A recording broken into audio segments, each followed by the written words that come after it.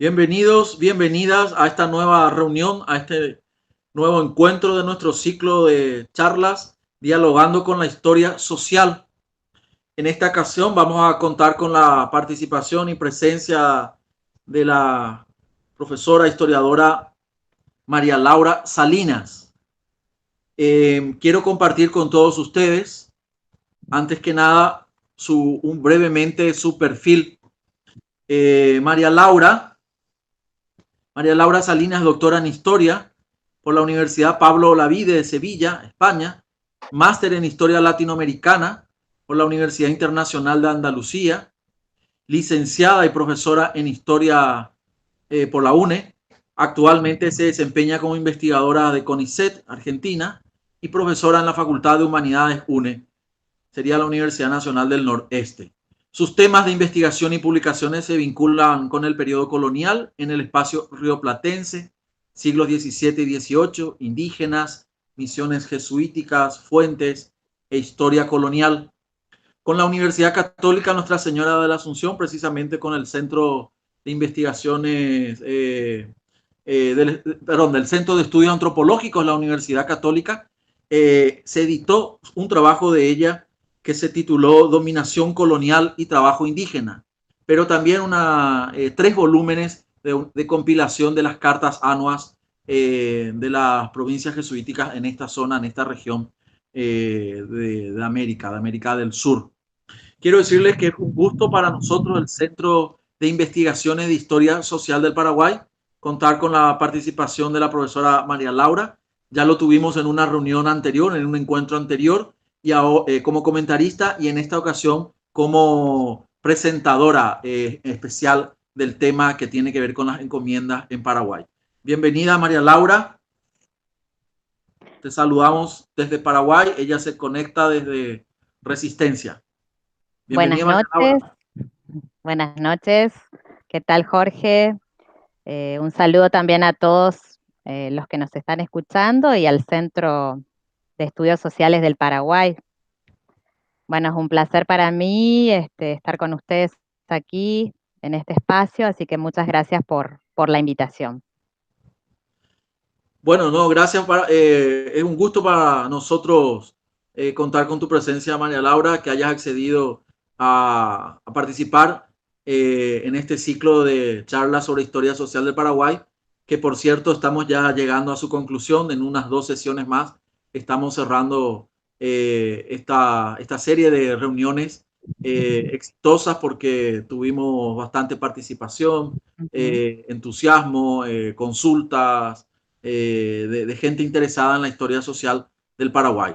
Así que estamos, digo yo, otra vez contentos de tenerte en esta reunión. Dejamos para que presentes la exposición de hoy. Adelante, María Laura. Bueno, muchas gracias, muy interesantes están todas las charlas, los conversatorios, los estuve siguiendo, así que reitero mi agradecimiento por esta invitación. Bueno, en esta oportunidad voy a presentar un tema denominado las encomiendas paraguayas y rioplatenses, categorías y formas laborales, siglos XVII y XVIII. Este es un trabajo de investigación que presenté recientemente y se publicó hace una semana exactamente en una revista española, la revista Navega América, que es de la Asociación de Historiadores Americanistas de España. Y en esa revista presentamos un dossier con un colega también español de la Universidad de Cádiz, José Luis Caño Ortigosa, donde tratábamos de plantear el tema de las fuentes de distintas características en distintos espacios del territorio americano y también referidas a distintos aspectos, fuentes judiciales, demográficas, fuentes vinculadas a la economía, a la religiosidad, distintas aristas relacionadas con las fuentes. Y en mi caso yo tomé la cuestión de las encomiendas paraguayas y rioplatenses, preguntándome específicamente por el tema de las categorías y las formas laborales en los siglos XVII y XVIII. Y voy a comentar un poco cuál es el interés que tengo, por qué surgió ese tema, qué me estoy preguntando, como para exponer mis inquietudes historiográficas en este momento. Yo trabajo desde hace más de 20 años con esta temática, lo que tiene que ver con el sistema laboral indígena, las encomiendas, el tributo indígena, los pueblos de indios. Y he abordado la cuestión, como mencionaba Jorge en ese libro y en otras producciones posteriores, sobre todo interesándome por la cuestión de la demografía, la relación entre los encomenderos y los encomendados, las élites encomenderas y capitulares. O sea, fui trabajando desde distintas perspectivas la cuestión del sistema laboral indígena. Pero he llegado ahora a un momento de mi carrera y de mis investigaciones en donde estoy haciendo otro tipo de reflexiones que me llevan otra vez al principio de la cuestión.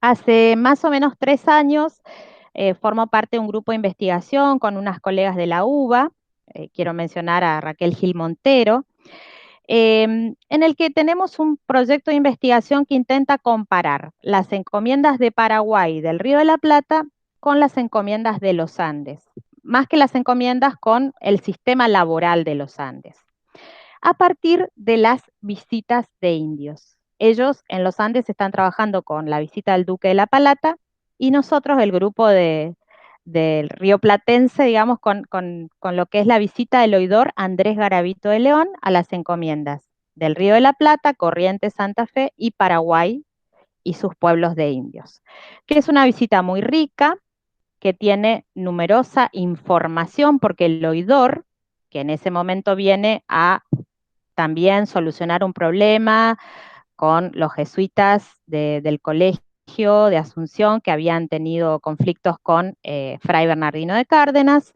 Además de intervenir en esa situación, trabaja también en una visita que tenía en su marco de rol de oidor, y de esa visita resultan numerosas informaciones sobre la vida de los pueblos de indios y de los indígenas y cómo estaban viviendo en el marco de la encomienda y el tema de la reglamentación de las encomiendas y toda esta cuestión. Entonces, a partir de esta comparación que pretendemos hacer de la visita de Garavito de León con las visitas de los Andes, me empiezo a preguntar nuevamente sobre este tema de las categorías y las formas laborales, que yo ya las tenía resueltas de alguna manera porque las conozco, sé de qué se tratan, pero ahora me estoy haciendo otro tipo de preguntas. Entonces, aquí en esta primera diapositiva presento una cuestión que a mí me interesa mucho, que es la región. Más que el Paraguay o más que el Río de la Plata, yo trabajo con un concepto de región más amplio, que es esta idea de región histórica del Nordeste. Este mapa que presento en primer lugar es un mapa que se le atribuye a Juan Romero del año 1596, es uno de de las primeras cartografías de la región y se publicó en las Cartas Anuas de 1604. Y aquí, en este otro mapa, una idea de la región histórica del Nordeste que yo estoy proponiendo para trabajar es la que nos acompaña en esa idea de región, que incluya lo que son las provincias argentinas del NEA, más Paraguay, Brasil, parte de Bolivia, la banda oriental, pensando en una idea de región nordeste, pero con un sentido geográfico mucho más amplio. Entonces, esta es un poco la región que nos guía, el espacio que nos guía, y que tenemos ciertas discusiones siempre en el grupo sobre su nombre, porque no nos cierra esto de Nordeste, Cuenca del Plata, Nordeste del Virreinato del Río de la Plata, Nordeste colonial Río Platense, o sea, varias definiciones que siempre estamos tratando de trabajar y de definir al interior del grupo de estudio. Pero más allá de la definición en sí, del nombre, esto es lo que trabajamos. Entonces, esto de las encomiendas paraguayas siempre están vinculadas a también la idea de lo rioplatense. Lo rioplatense, quizás no tanto lo de Buenos Aires, pero sí ya la relación más concreta conecta con Corrientes y con Santa Fe a través del Paraná, que por supuesto era una comunicación permanente. Entonces, lo primero que nosotros identificamos a través de nuestros estudios son las diferencias sustanciales que existen entre esas encomiendas paraguayas, rioplatenses y otras que observamos también para el caso del Tucumán colonial y para el caso de los Andes. Entonces, estas diferencias están sujetas, por supuesto, a particularidades vinculadas al espacio geográfico, a los grupos étnicos, como también a las lógicas económicas y sociales de este territorio. Entonces, a partir de estas diferencias que nosotros identificamos, intentamos, como decía yo hoy, volver al principio, porque consideramos que necesitamos una conceptualización específica sobre el mundo de la encomienda paraguaya y rioplatense para luego hacer ese diálogo pretendido con los espacios de los Andes o del Paraguay o del Tucumán, perdón, o de otros espacios que puedan ser del terreno de la historia americana colonial. Eh, Brevemente, para no ingresar en un desarrollo de todas las características de la aplicación de las encomiendas, voy a mencionar cuestiones generales que son visibles tanto para el caso de Asunción, de Santa Fe o de Corrientes, que como sabemos, las divisiones administrativas, jurisdiccionales y demás a veces no tienen mucho que ver con la realidad. Recordemos la división de la provincia en el año 1617, lo que significó para estos espacios, y cómo Corrientes y Concepción del Bermejo, todavía en vigencia, quedan muy sujetas a Asunción en la práctica y en sus vínculos, no tanto de las resoluciones o de la comunicación política que debe tener con Buenos Aires. Entonces, entendido este complejo espacio que tiene múltiples relaciones hasta la actualidad, nosotros siempre estamos más vinculados desde el nordeste rioplatense con Paraguay que con Buenos Aires, ¿no? Entonces, todo esto entendido como una lógica de relaciones, debemos diferenciar para entender el sistema laboral indígena la cuestión de los pueblos de indios o reducciones a cargo de frailes y de administraciones religiosas, las llamadas doctrinas de indios, ya sean de jesuitas o de franciscanos, que es lo que se dio en nuestra región. Entonces nosotros, en el caso particular de todas estas ciudades, tenemos esta realidad, pueblos de indios, reducciones administradas por religiosos. Y por otro lado, otros pueblos de indios, a los que llamamos pueblos de clérigos o a cargo del clero secular, donde no hay una instalación definitiva de los sacerdotes, sino que esporádicamente alguien va a dar la doctrina y en ese marco se desarrolla también toda la cuestión laboral, encomiendas sujetas a vecinos de Asunción, de Villarrica, de Corrientes, de Santa Fe, y estos indígenas que residen en estos pueblos, ya sean administrados por los franciscanos o administrados o sin administración religiosa, pero con esporádica visita de algún clérigo, sujetos a estos vecinos de estas ciudades. Entonces, pueblos de indios, encomiendas, administración religiosa. Esta es un poco la realidad que se da en estos espacios. Aquí tenemos un mapa que no sé si se llegará a ver por el tamaño y la configuración, pero este es un mapa de las reducciones franciscanas, que en un primer momento fueron franciscanas, después fueron pasando al clero secular, hasta que quedaron solamente Casapaita y Yutí. Y pongo ya en este mapa el caso de Corrientes, que me parece también interesante plantearlo en un espacio regional. Corrientes también tiene misiones franciscanas de las mismas características de Cazapá o de Yutí o de Itá, que son los casos de Paraguay. Aquí hay otro mapa que no sé si llegará a verse, porque yo también lo veo muy pequeño, pero aquí también es un mapa del Paraguay del siglo XVII con sus pueblos de indios, ciudades. En verde se puede ver el espacio de las misiones jesuíticas, que es otra realidad, y el espacio de las misiones franciscanas o pueblos de indios, ya con esta permanente relación con la encomienda y el servicio de la mita que ahora profundizaremos. Entonces, el espacio de las misiones jesuíticas tiene otras características, otra realidad que no vamos a tomar en esta presentación, pero lo que sí el mapa sirve es para visualizar que las misiones están lejos de las ciudades, a propósito, eso fue parte de una decisión, y las misiones de franciscanos más cerca de las ciudades. Esto también implica la permanente solicitud de mandamientos para realizar distintas tareas en distintos lugares, ya sea obras públicas, viajes, con funcionarios, oficiales o bien los mismos encomenderos que son los que solicitan esos indios. O sea que este es un poco el contexto que podemos conocer para esta realidad de mediados del 17 y que también se va a seguir desarrollando en el 18. A lo largo de nuestros estudios en el marco de la encomienda y del sistema laboral, fuimos detectando determinadas categorías laborales, fiscales, jurídicas, que son las que nos preocupan ahora en esta idea de conceptualización. Mitarios, originarios como dos grandes divisiones que ahora vamos a profundizar, y otras categorías que van apareciendo como en concierto, en depósito, en alquiler, en préstamo, que son también situaciones o circunstancias en las que se encuentra el indígena que se va relevando esa información en distintos documentos.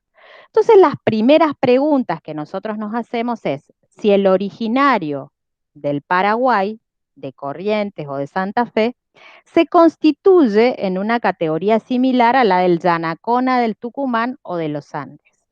¿Por qué? Porque ese originario que aparece con ese nombre en Paraguay es por sus características de vida el Yanacona de otras regiones, pero en Paraguay no se lo llama Yanacona, salvo en algún tipo de documentación, sino que se lo llama originario.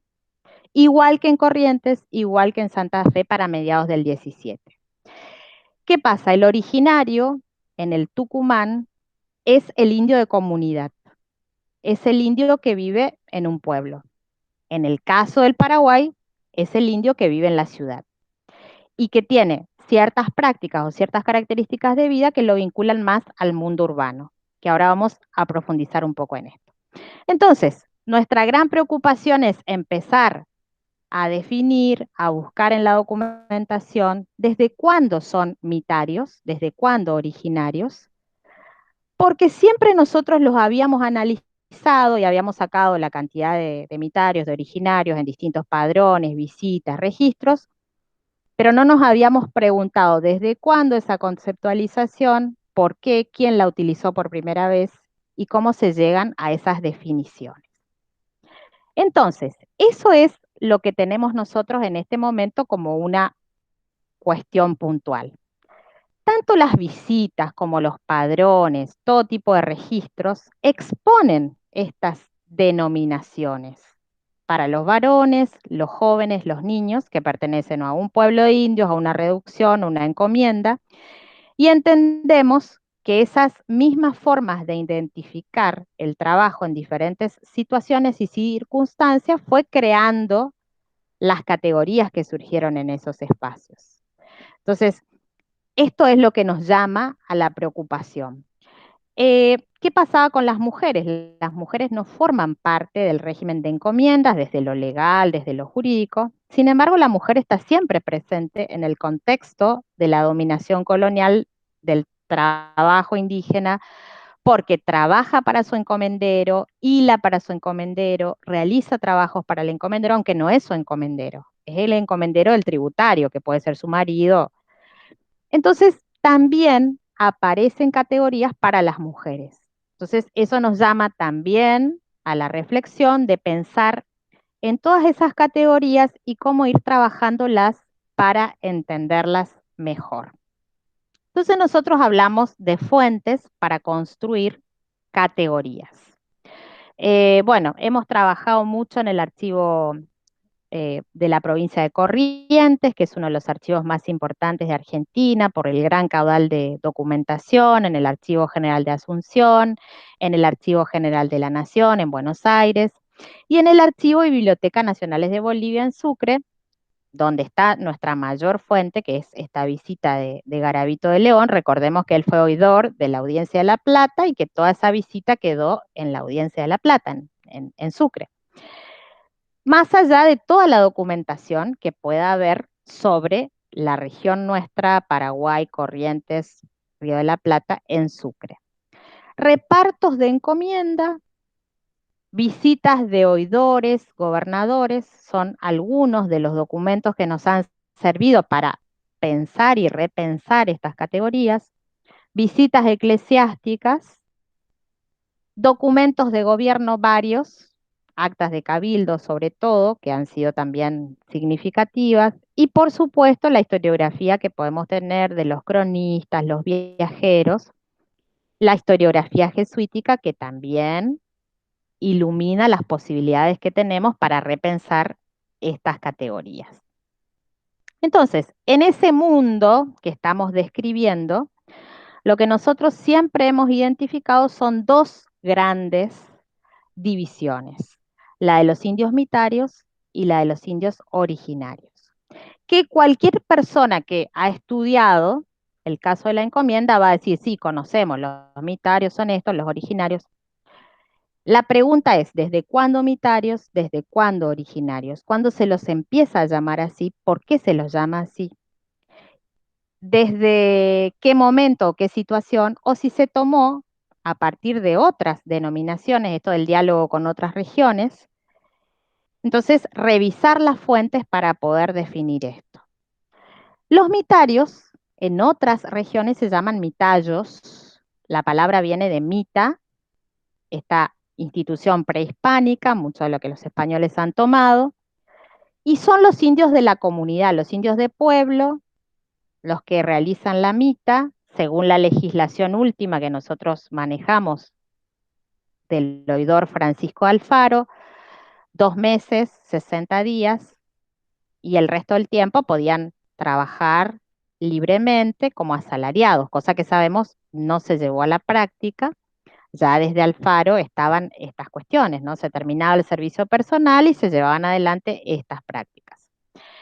Estaba conformado por indígenas que vivían en pueblos o reducciones. Entonces, Itá, Cazapaya, Guarón, eh, Candelaria, Terecañí, para el caso de Paraguay, Itatí, Candelaria de Ojoma, Santiago Sánchez, para el caso de Corrientes, los indios de comunidad, los indios de pueblo. Viven en una comunidad franciscana, tienen las prácticas de una vida en comunidad, pero a la vez también están sujetos a la encomienda los varones entre 18 y 50 años, que son los tributarios que salen del pueblo y que cumplen todo este tipo de trabajos. A la vez, cuando están en el pueblo, forman parte de la comunidad, su parcela de tierra, su funcionamiento también en la iglesia, tareas en la parte de escolar, enseñanza, bueno, música, distintas actividades como podía ser un pueblo de indios administrado por los franciscanos. Y por otro lado, el mundo urbano, el mundo de la ciudad, que sería el mundo de los originarios, de los yanaconas, que eran aquellos que habían sido repartidos por los gobernadores individualmente o por familias, vivían en las chacras con sus encomenderos y estaban obligados a servirlos de por vida. Estos no tenían en teoría tierras, estaban sujetos a la vida del indígena, a la vida del encomendero. Son los indios de ciudad. Entonces, muchos autores ven en esta relación de los yanaconas un vínculo bastante parecido a la esclavitud, pues no tienen otra vida más que esa. Entonces, a partir de estas dos grandes categorías, en las que nosotros identificamos sobre todo la vida de la comunidad franciscana, la convivencia en el marco de lo que puede ser esa vida y demás, entendemos que son conceptos claves para poder avanzar sobre esos estudios comparativos que estamos diciendo, no solo para diferenciarlos en cuanto a términos, sino también en cuanto a la esencia del trabajo indígena, las obligaciones y las características de la vida de unos y de otros. Porque ¿para qué nos sirve conceptualizar o identificar estas conceptualizaciones? ¿Desde cuándo, hasta dónde, por qué se llaman así? Porque eso también nos lleva a esa comparación. Los originarios del Paraguay son los yanaconas de los Andes y tienen las mismas obligaciones.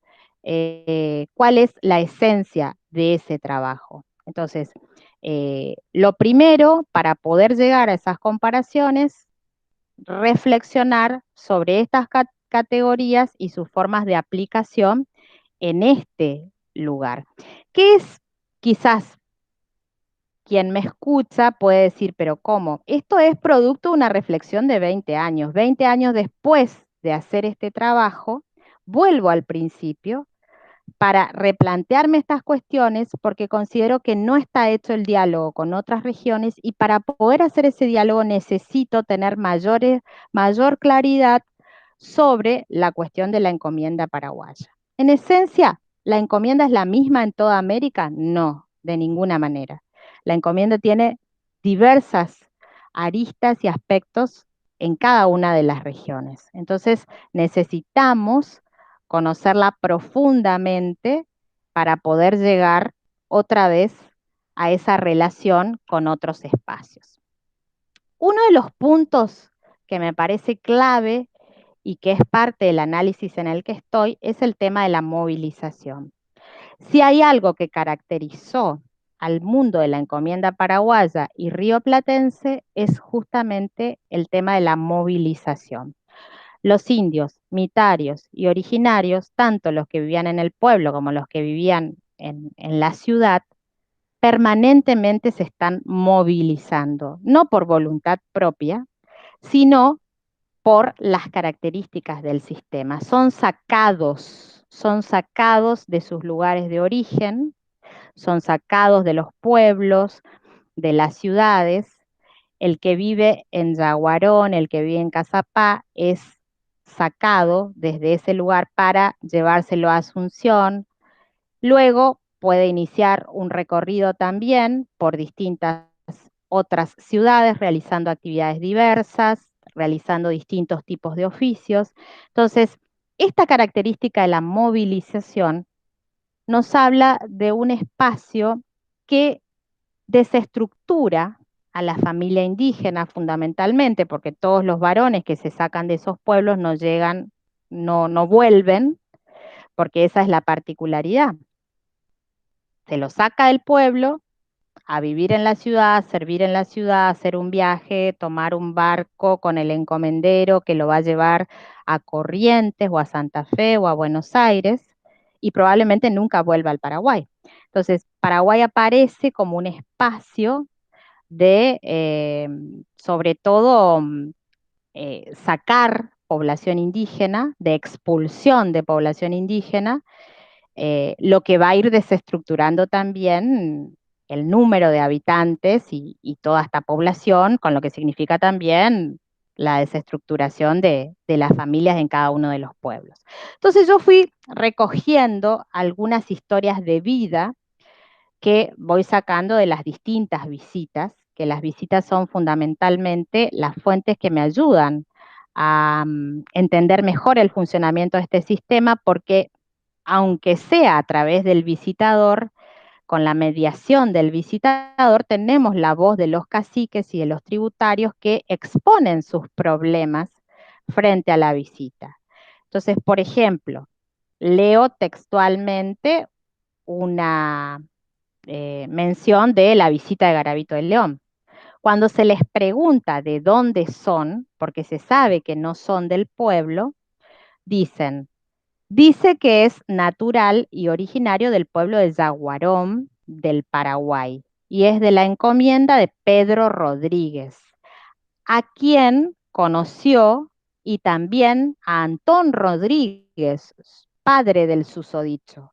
Y la ocasión de haber venido a este pueblo fue por haberle traído a él, Esteban, su padre, el cual después de haber muerto Madalena, su madre, se casó por segunda vez en este dicho pueblo con Isabel de la encomienda de Juan Figueroa, de cuyo matrimonio tuvo a Jerónimo, de 14 o 15 años, que manifiesta por hermano suyo y oyó decir al dicho su padre que en este pueblo era su antiguo origen.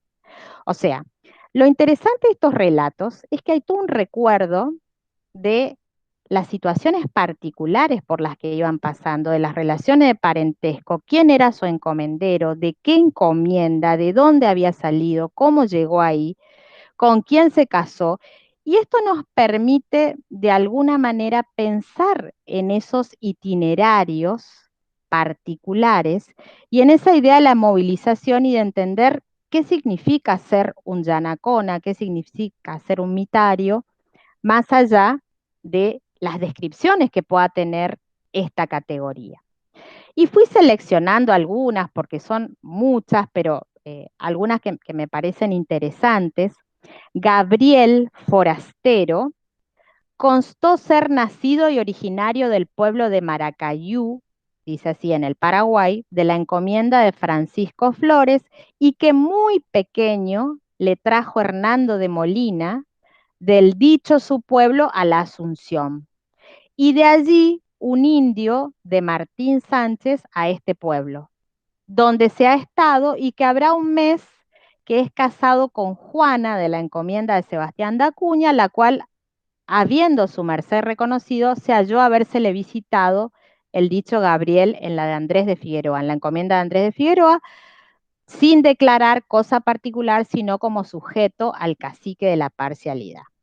Este es un caso de Corrientes, pero lo traje especialmente porque son del Paraguay, son de la zona de Maracayú, y el itinerario que realiza es perfectamente recordado, quedó en su memoria, es parte de todo ese proceso de movilidad al que hacemos referencia. Hay otros, por ejemplo, dijo que es nacido y criado en el pueblo de San Lorenzo de los Altos, de la encomienda de Nuestra Señora de la Merced, y que vino 4 años con Juan Cabrera, hijo de la dicha doña María de Añasco, que los dejó en Santa Fe para que volviese a su pueblo. Indudablemente ese historial de lo dejó en Santa Fe para que volviera a su pueblo, es muy difícil de que esa situación se haya podido dar. Cuando Garavito de León viene a hacer la visita, viene con algunos funcionarios del Paraguay que tienen la obligación de registrar a todos los indios del Paraguay y llevárselos de vuelta, cosa que no sucedió por las imposibilidades del momento de cumplir con esa tarea. Cómo llevarlos, de qué manera, cómo lograr que todos vuelvan. Pero lo interesante es el tema de la memoria, cómo cada historia está registrada con todos sus antecedentes y su proceso y cómo se van resignificando sus vidas en esos lugares donde están viviendo, porque cada uno otra vez forma familias, recuerda su pueblo, recuerda su encomendero, pero sabe probablemente que no va a volver más y que eso es parte de su nueva vida y de su nueva situación. Entonces, esta idea de la movilidad es lo que también nos fue dando herramientas para pensar las categorías. Esto de un indio en depósito, un indio concertado, un indio en una situación irregular, en alquiler, vacante, que son las otras categorías que aparecen.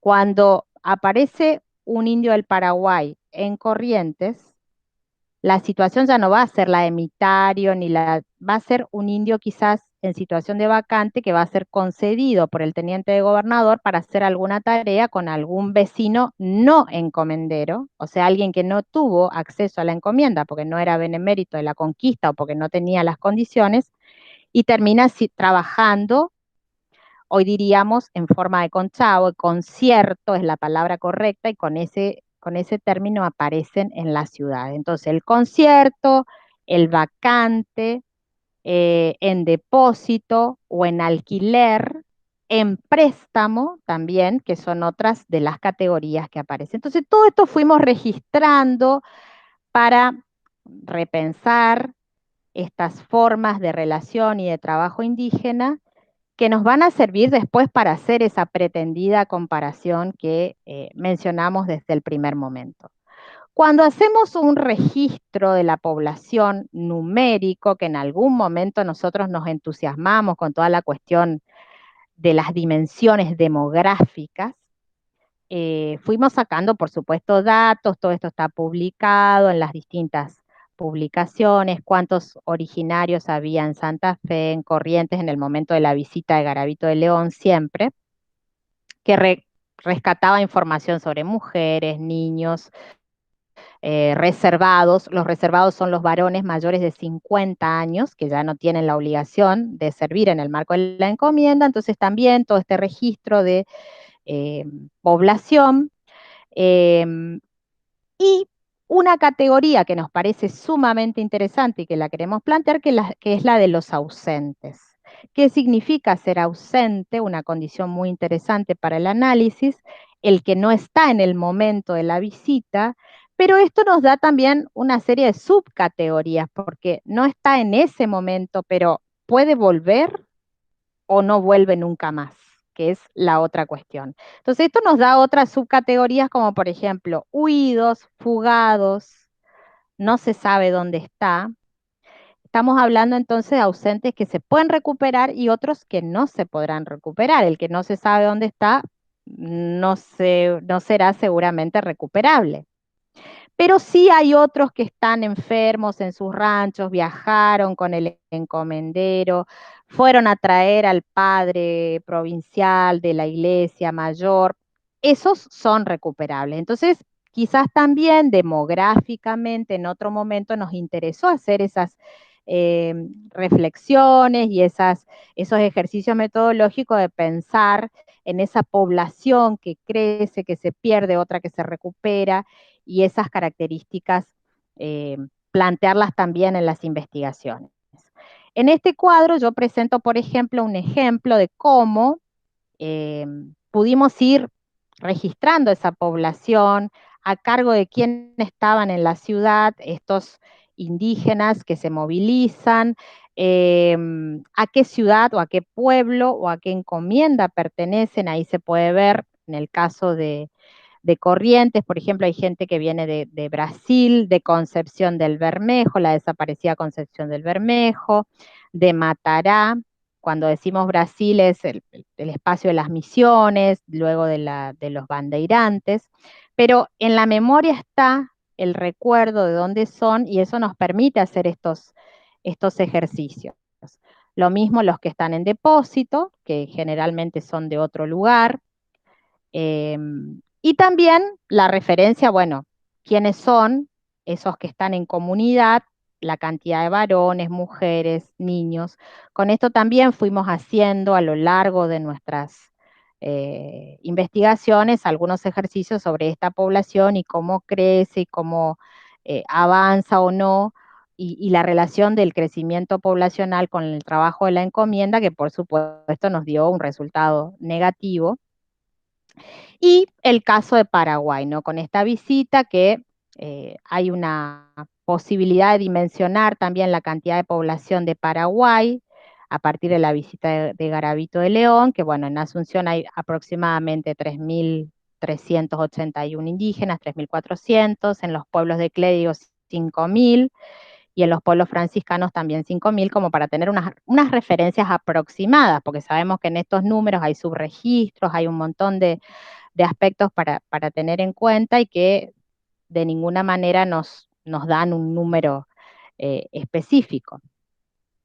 Entonces, me parece fundamental, en principio, pensar en estas cuestiones como para definir las características de esta población.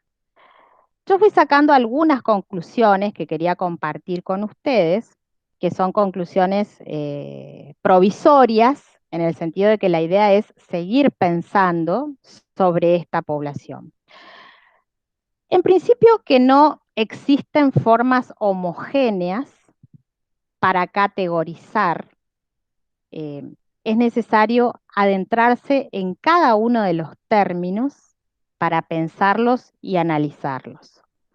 Esto de mitario, esto de reservado, y a partir de eso identificar también próximos a tributar, que son los varones entre 13 y 17 años. Pensar también en la población que desaparece, esto de los ausentes, a los que nosotros llamamos invisibles, que de alguna manera nos representan una población sumamente importante que se va desapareciendo en cada una de las fuentes y en cada uno de los espacios en donde se desarrolla. Entonces, pensar que es necesario tomar cada espacio, ya sea Paraguay y sus pueblos de indios, el contexto de los pueblos franciscanos, el contexto de los pueblos a cargo de clérigos, como para pensar cada una de estas categorías. Hay categorías que aparecen en unos pueblos y en otros no, el poblero, el corregidor, que son también categorías a las que les dimos atención porque son quienes tienen roles de control en el propio grupo, en la propia etnia. El cacicazgo, que también es una categoría significativa para pensar, porque nos ayuda también a ver los roles. El cacicazgo es quizás una de las primeras formas de vínculo entre los españoles y los indígenas. Entonces, eso es lo que estuvimos pensando a la hora del análisis.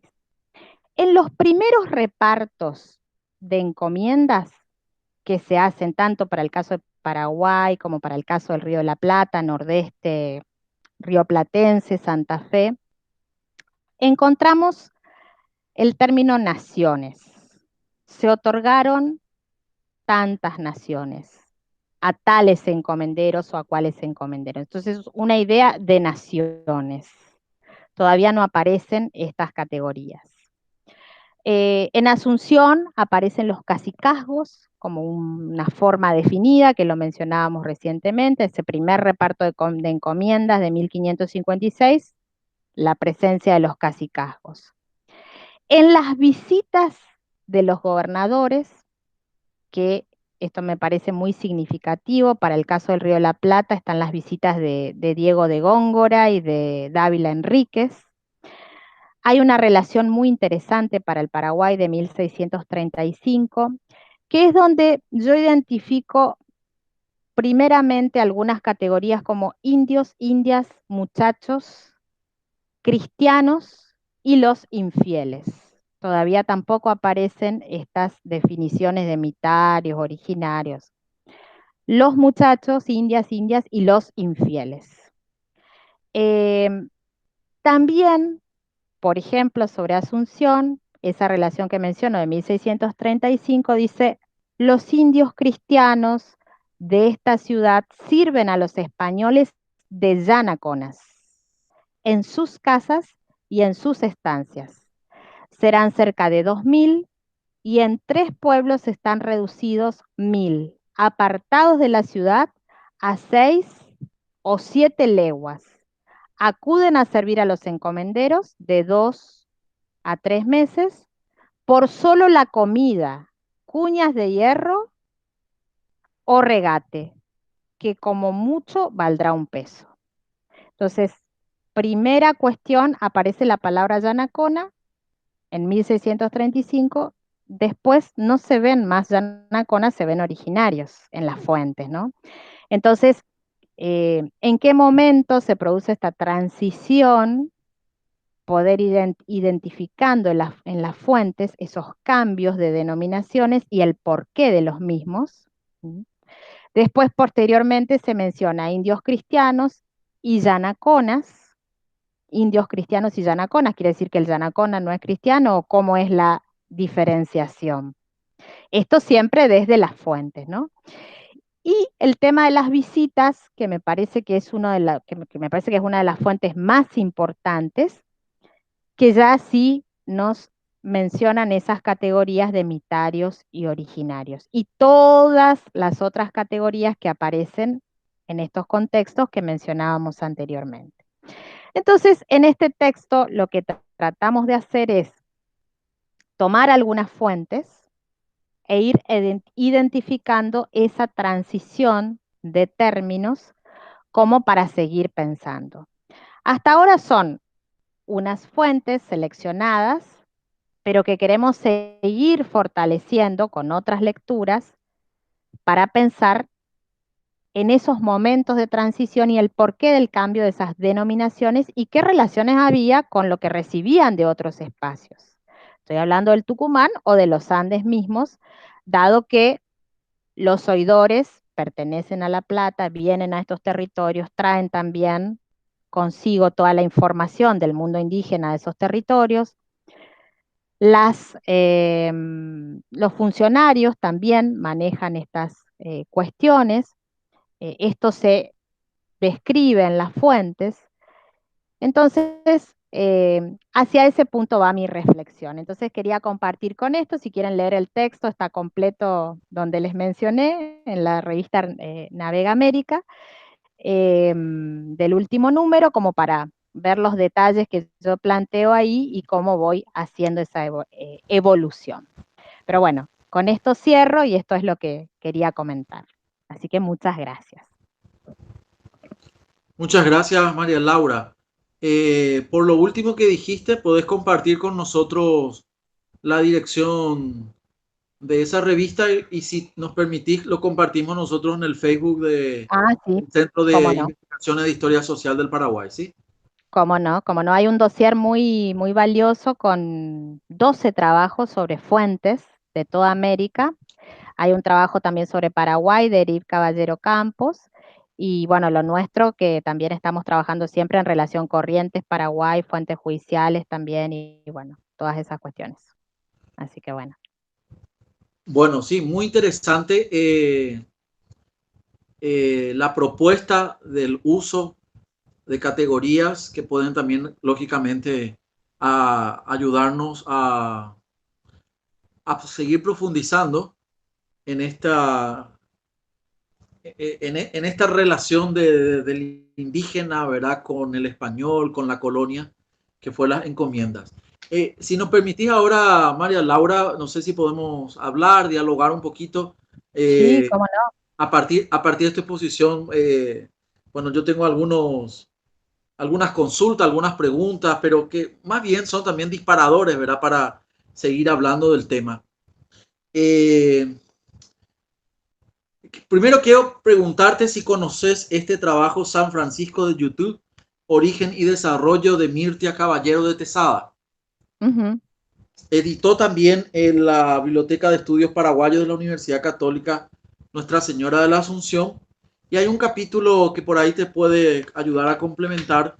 Eh, Está referido justamente al régimen de encomiendas de YouTube, ¿verdad? Que creo que lo Uh-huh. menciona, no es tu mapa, eh, a partir de una visita de indios de don Pedro de Melo de Portugal y un empadronamiento de indios. Uh-huh. Pero de este listado de nombres indígenas, de nombres de encomenderos, estado civil de indígenas también, su edad, observaciones, si estaba casado o no, eh, muy interesante, de, Sí. una, de un espacio, digamos, territorial, como bien lo configuraste en tu mapa, franciscano.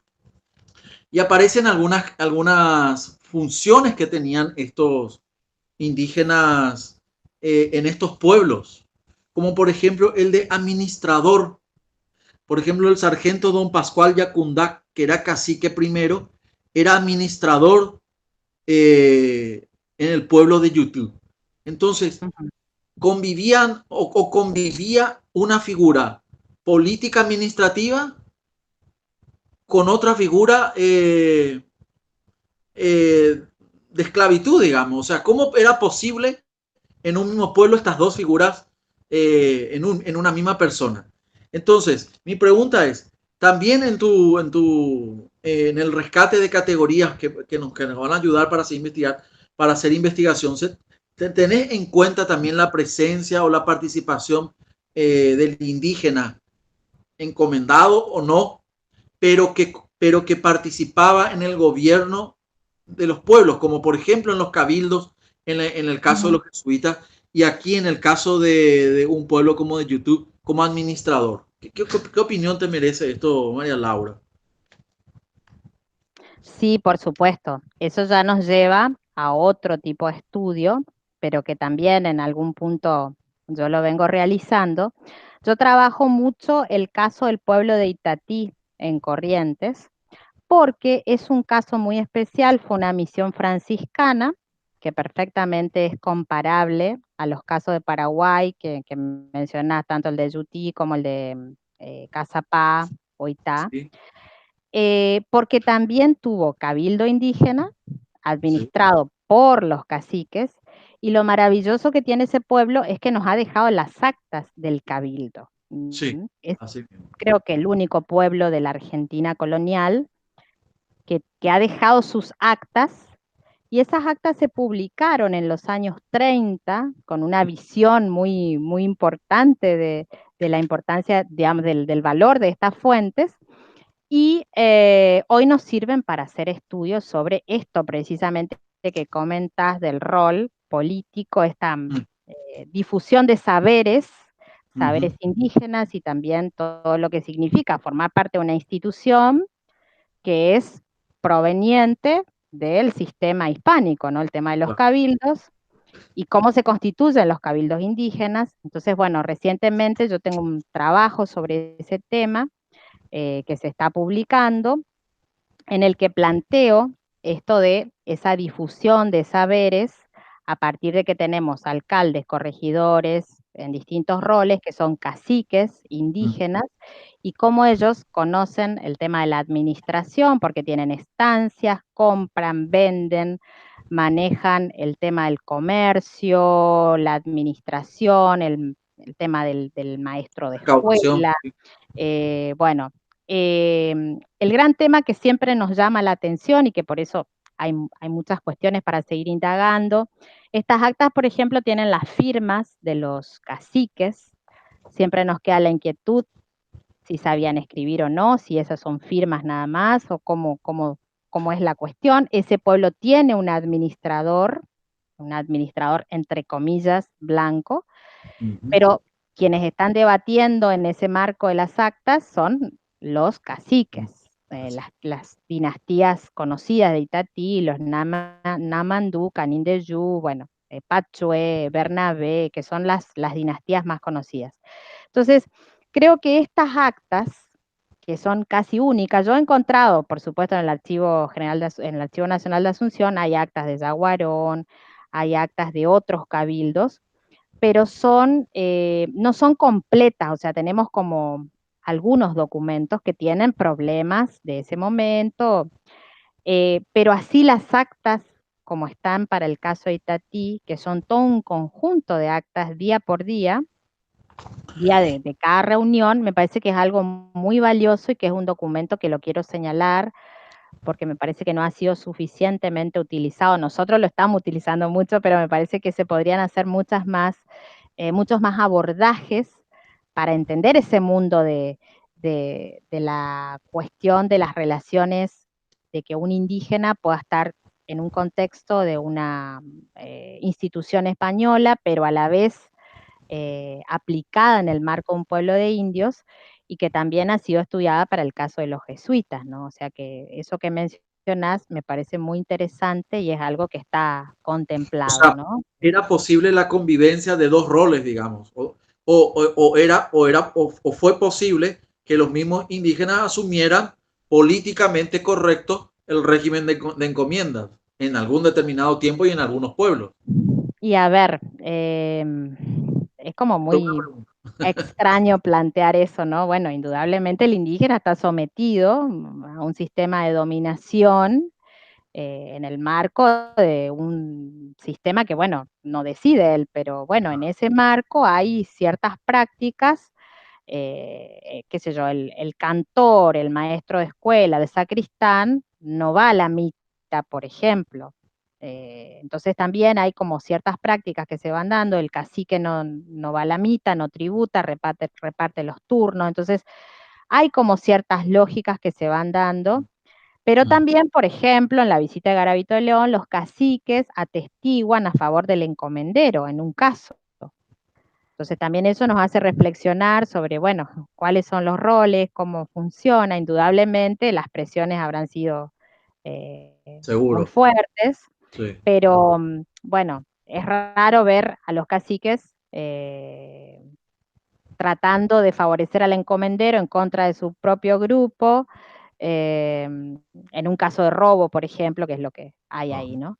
Entonces, mm. es muy interesante todo esto para repensar ese mundo de dominación y un mundo en el que no hay muchas posibilidades de decir estamos de acuerdo o no, pero en ese contexto, cuáles son las prácticas que se van desarrollando, ¿no? Así que me parece interesante. El tema de los cabildos indígenas es un tema que hay que seguir trabajando Sí, porque hay mucho por decir. Se estudió mucho en otros espacios, pero para el caso de Paraguay, Río de la Plata, en los pueblos de indios, me parece que hay mucho para decir todavía sobre ese tema. y dado también que muchos de ellos persistieron hasta después de la, o sea, persistieron durante mucho tiempo, hasta el siglo XIX Mm. prácticamente muchos de ellos, Sí, ¿verdad? en el El caso de Paraguay. caso que yo he estudiado es hasta el siglo XIX y también Sí. hay toda una relación donde se les explica que ya pueden ser libres y que el pueblo ya no va a pertenecer al régimen de comunidad y que pueden tener sus parcelas de tierra y demás fuera del pueblo. Y ellos hacen un alegato muy interesante que está en el libro que yo publiqué en el SEADUC, donde ellos dicen que no quieren irse de la comunidad porque en ese espacio por lo menos tienen su ración de carne y de sal y no van a Exacto. vivir como los españoles que no tienen ni dónde enterrar a sus muertos. O sea, están hablando de ciertas, como entre comillas, bondades o beneficios que tiene el sistema que les permite a ellos en comunidad tener cierto tipo de vida que no lo tendrían si se van a vivir solos. Entonces, eso es muy interesante para analizar, ¿no? Para Sí. 1806 ya es eso, pero es muy interesante para seguir reflexionando, ¿no? Que esto Sí, de no, muy, muy interesante. Por eso, bueno, me gusta, me encanta que podamos establecer este diálogo y que, bueno, mis reflexiones más bien se entiendan como hipótesis o preguntas, ¿verdad? Para seguir totalmente, y te discutiendo. agradezco mucho que me preguntes y que podamos, porque yo tengo muchas cosas que no puedo responder porque Claro. siempre son cosas que estoy preguntándome y que necesito más fuentes para poder definir algunas cuestiones, o sea que me parece excelente el diálogo y Imagino, bueno, y uno de los objetivos de, de estas reuniones es un poco también eso, ¿verdad? María Laura, en ese cuadro, en esa configuración territorial, vamos a llamarle, práctica que has formulado para poder entender este régimen de encomienda, que tenés la duda o tienen la duda de si se llama región nordeste, región del Río de la ujú. Plata, Paraguay, lo que me queda la duda es, ¿no incluye entonces sur de Bolivia? O no incluye todo Bolivia? ¿O no incluye Charcas?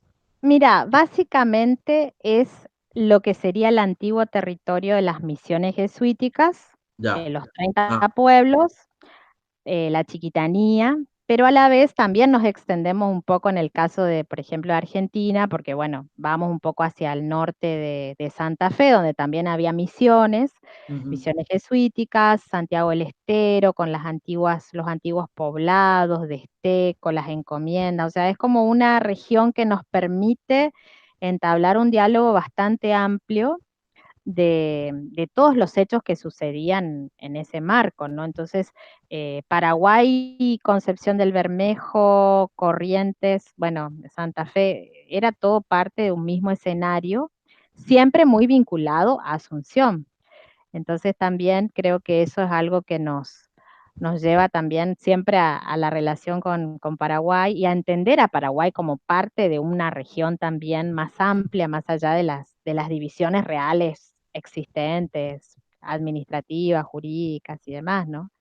Pero me parece que sí, ¿no? Por eso yo, por ahí, si digo el Paraguay colonial, ya lo quiero incluir dentro de una región más amplia también porque observo demasiadas relaciones, la cantidad de indígenas que expulsa Paraguay en este periodo y que están en Corrientes o que están en Santa Fe o en Buenos Aires, me hace necesariamente tener que pensar en un espacio más Más amplio. amplio para entender estas lógicas de expulsión, ¿no? Entonces, bueno, me parece interesante. Dijiste, María Laura, también que, bueno, no se puede generalizar también todas las encomiendas, ¿verdad? Que hubo Ujú. diferencias.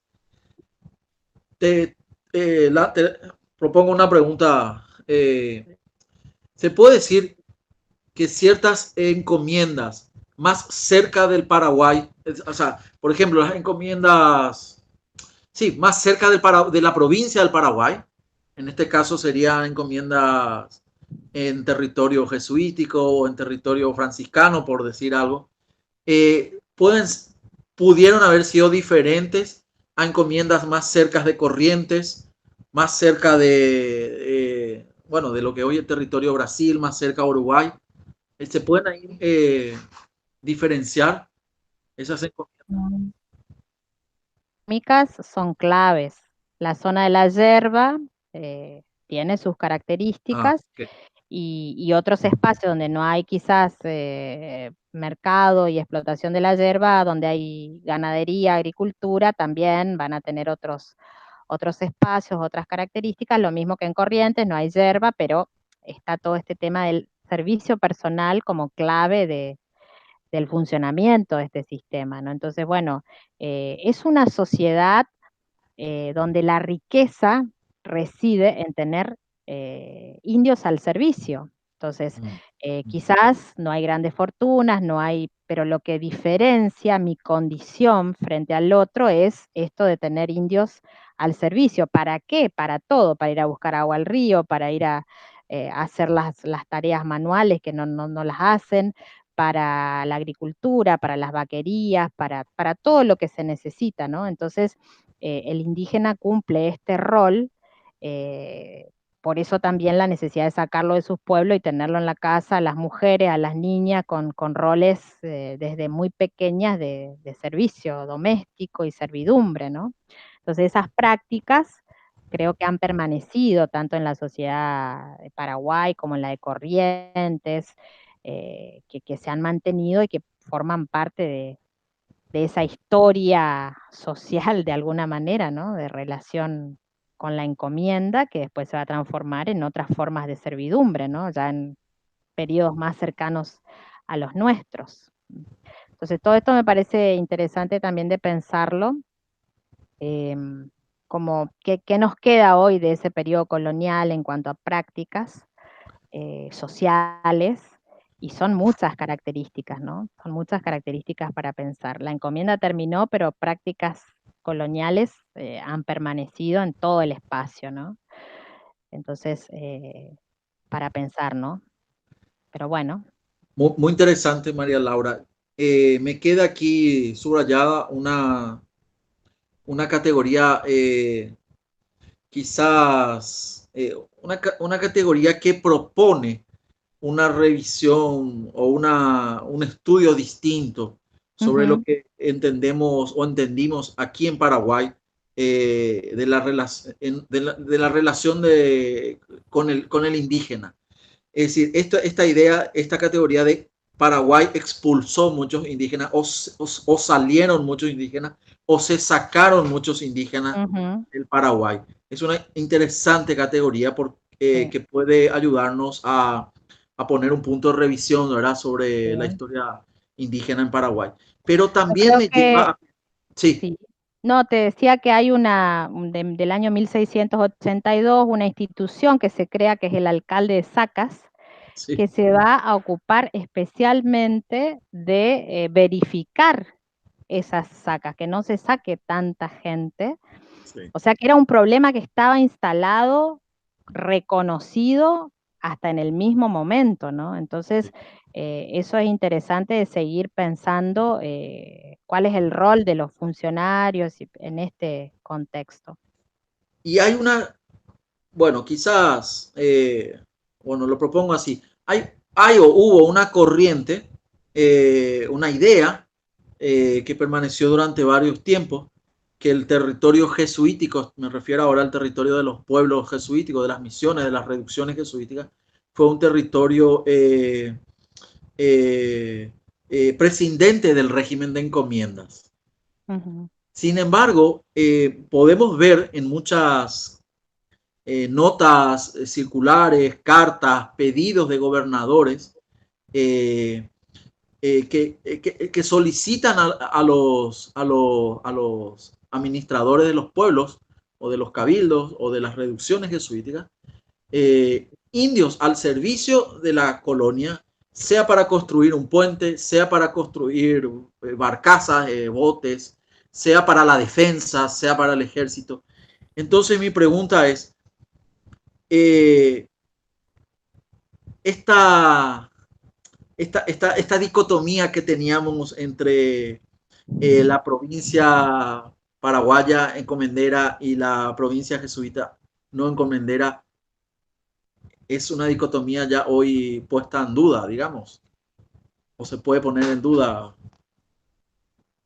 María Laura. Y bueno, ese es un tema que historiográficamente siempre ha estado presente en la historiografía paraguaya, ¿no? Esto de la presencia de los jesuitas, la disputa con los encomenderos por la mano de obra. Indudablemente siempre fue un tema conflictivo, y ha hecho que también la historiografía jesuítica y los jesuitas no hayan sido vistos bien en Paraguay a través de esa historiografía, ¿no? Entonces, es un tema que hay que seguir trabajando, seguir analizando. Yo creo que para poder lograr respuestas que desde la historia nos satisfagan, tenemos que leer todas las fuentes, poner en diálogo esos dos espacios. Lo mismo decía la semana pasada en otra charla que di sobre Corrientes, donde también aparece ese problema de la ciudad de Corrientes y por otro lado el espacio jesuítico, y tardó mucho tiempo en ponerse en diálogo a través de las fuentes y de la historiografía, ¿no? Porque los historiadores correntinos del siglo XIX veían a los jesuitas como invasores del espacio, usurpadores. Acá en Paraguay también el problema de la mano de obra ha sido esencialmente, históricamente, la cuestión, ¿no? Entonces, creo que hoy en día, con lo que hemos avanzado historiográficamente, la cuestión es poner en diálogo las fuentes y a partir de eso lograr nuevos estudios, ¿no? Ya no es tiempo de polémicas, sino de reflexiones sobre esos dos espacios y cómo las fuentes nos ayudan a pensarlo. Sí, sin lugar a duda, María Laura, y yo sé que es un tema, pero digamos que da gusto siempre plantearlo porque nos hace Sí, también, nos motiva, ¿verdad?, a revisar esa, totalmente. A mí esa parte de nuestra historia, me ¿verdad? ayudó muchísimo la historiografía paraguaya a pensar la encomienda, los trabajos de Rafael Eladio Velázquez, Sí. para mí han sido claves porque creo que ha sido el historiador de la colonia que más comprendió el Paraguay en su momento y sobre estos temas, ¿no? Y su participación, su estancia en el Archivo de Indias, trajo muchos documentos. Creo que es un historiador que para mí ha sido muy especial conocerlo, conocer su obra, porque realmente iluminó el camino en los estudios coloniales del Paraguay. Quiero señalarlo porque para mí ha sido clave. María Laura, ¿será posible más adelante trazar una ruta, la ruta de los indígenas sacados del Paraguay? Sí, de hecho eso es lo que estábamos trabajando con estos itinerarios, ¿no? Exacto. Esos itinerarios se pueden reconstruir con esos relatos que yo mencionaba y que leí algunos porque salen de los distintos pueblos, o sea, sabemos de qué pueblos salen, van a Asunción, se quedan allí o bien van para Corrientes, Santa Fe, Buenos Aires o el noroeste, aparecen en Córdoba o aparecen en las provincias del noroeste, Salta, Jujuy. Entonces, Y más, y hacia los Andes, pasando los Andes, puede haber también una ruta. esos casos no he visto. Ajá. ya resulta más difícil y la población indígena en los Andes es numerosa, ¿no? Pero sí, Perdón, intercambio. El itinerario Asunción y provincias del nordeste creo que está bien definido, ¿no? Eh, Y podríamos presumir o entender también que pudo haber intercambio de claro, hay indígenas. algunos Sí. casos de rescates, que se habla de los famosos rescates, intercambios, por ejemplo, los charrúas, Ajá. para el caso de Santa Fe, que son ellos mismos los que entregan. eh, por eso eso está también De muy de hecho, interesante por para ejemplo, ver. Y María y Laura, los alquileres también, ¿no? sabemos que en las guerras comuneras los indios charrúas vinieron aquí a esta zona del Paraguay, ¿verdad? Pero nunca supimos si volvieron. Bueno, muchos murieron lógicamente en la guerra, pero el resto no sabemos si volvieron o se quedaron en las misiones, Ah, bueno, ese tema, la ¿verdad? verdad que desconozco, no. Pero yo te preguntaba hacia los Andes, o hacia otros indígenas de la zona andina, digamos, no necesariamente. Ujú. Podremos presumir alguna especie de intercambio también sacado de ahí, traído al Paraguay o viceversa. No me atrevería a dar una respuesta porque desconozco, ¿no? Lo que yo he visto más es en la zona del nordeste y hasta Buenos Aires. Ajá. Del noroeste, por ejemplo, veo más gente viniendo también a la zona de Corrientes o de Santa Fe, que hay indios de Córdoba o del noroeste. Perfecto. Bueno, podemos quitar tu presentación, eh, María Laura. Muy interesante. No sé si el compañero Aldo tiene algunas preguntas que se hayan formulado desde el Facebook Live, donde estamos transmitiendo ahora.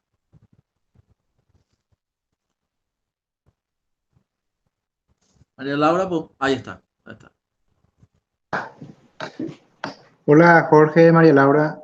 Sí, hay un par de comentarios aquí, puedo leerlos. Un segundo. Estoy acá otra vez. Sí, sí, Sí, sí, te vemos, María Laura. Aldo Jones, Aldo Jones dice, hace poco vimos cómo en el mundo se expandió una indignación hacia los esclavistas de siglos pasados. Los descendientes de estos pueblos, de estos indios, es decir, los latinos, parecen sentir ese pasado de esclavitud porque eso fue de manera diferente que los afroamericanos. ¿A qué se puede deber esta diferencia en la conciencia colectiva entre un pueblo y otro? La primera parte no escuché. Sí, bueno, básicamente lo que dice es que, bueno, esta cuestión de la indignación De los esclavistas.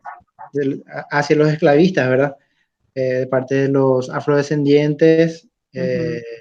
y por qué hay esa diferencia con relación a lo que fue el tema indígena, ¿verdad? Que también estaban, si bien con la denominación del Ujú. estatus jurídico de libres, pero estaban sujetos a explotación laboral y demás, de servicio, de servidumbre, ¿verdad?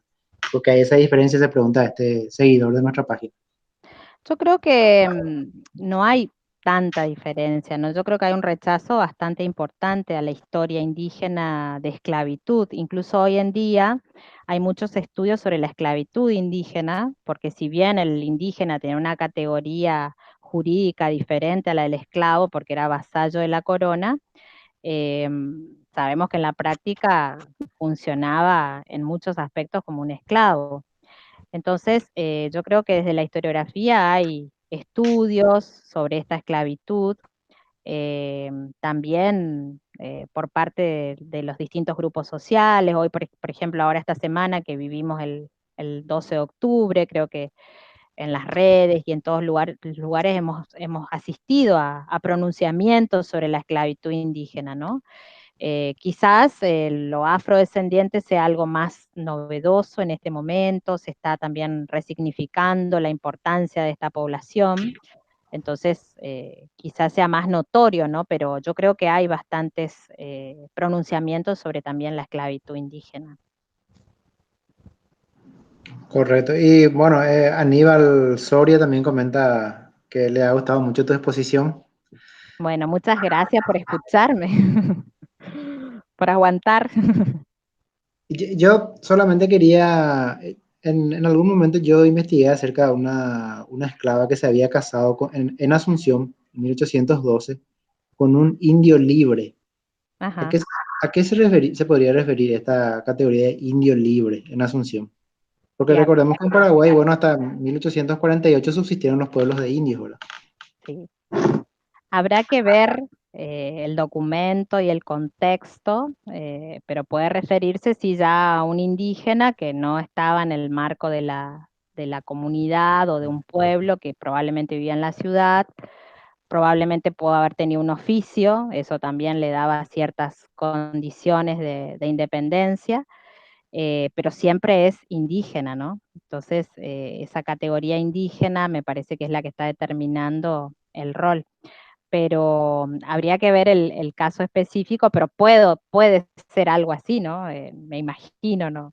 Estoy Sí, sí, sí. suponiendo eh, cuestiones de ese tipo, ¿no? En Pero bueno, realidad, todo eso es muy interesante en Paraguay en general, estudiar toda la cuestión del acceso a los matrimonios, el acceso a la justicia y estas dispensas matrimoniales, por ahí son temas interesantes. sí, sí, sí. Bueno, de mi parte eso es todo, Jorge Buena María Laura. pregunta, Aldo.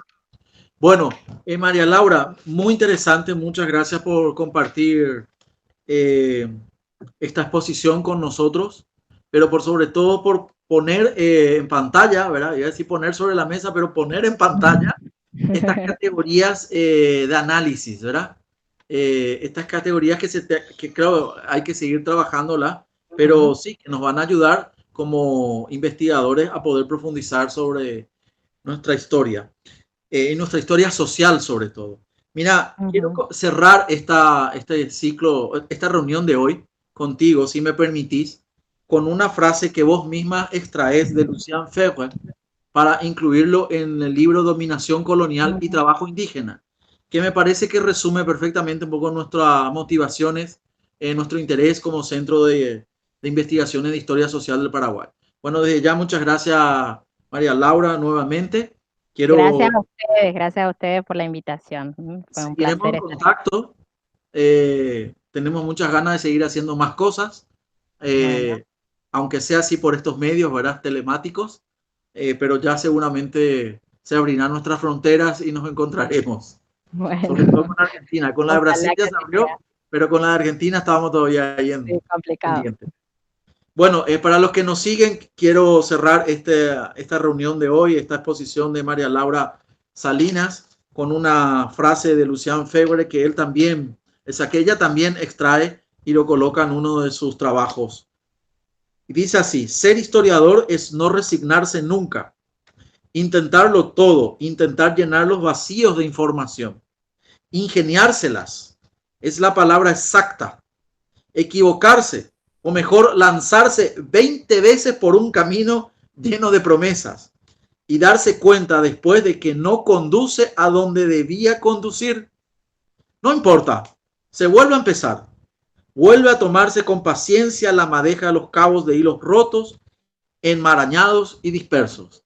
Espectacular esta frase de María Laura, La verdad que es abre así, tu ¿no? trabajo. Sí. Así es nuestra vida. Después probablemente esto no nos conduzca a nada, pero bueno, volvemos a empezar. Eso es lo que nos Bueno, apasiona, nos fascina, ¿verdad? Bueno, un gusto. bueno, Cerramos así esta nueva reunión de diálogos con la historia social. Estuvimos en esta ocasión con María Laura Salinas de Resistencia. Muchas gracias por seguirnos y síganos a través de Facebook, nuestra página y bueno, en toda la información que podamos disponer ahí para ustedes. bueno, chao.